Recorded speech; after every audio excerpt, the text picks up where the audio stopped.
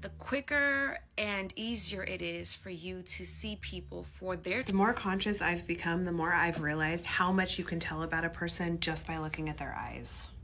The eyes are the windows to the soul. This is a figure of speech that we've had for eons in our canon, and I think it's because it's true. For example, in my last relationship, my partner's eyes were very dark. It was hard for me to find any depth in them. And I'm not trying to say that he was a bad person, but he had not done the requisite work to understand himself, to therefore understand other people. There was not a lot of depth. And on an even more extreme level, I think that you can really feel someone's aura by looking in their eyes.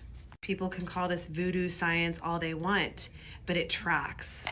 My partner's eyes now, I often feel overwhelmed when looking into his eyes for a long period of time because I can see the mirror back to myself and I can see the depth in his eyes.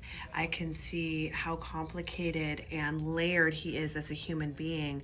And I can also feel the love that he has for me and the respect and passion and energy. And it's often very overwhelming.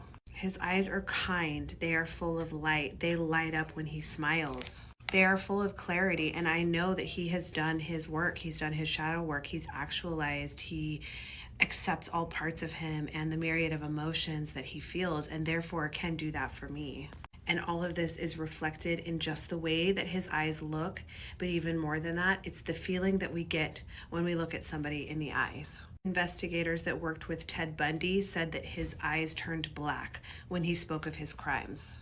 And people in this field will often use eyes and look at eyes when they're interrogating people to try to gather whether or not they're telling the truth or whether or not their intentions are good.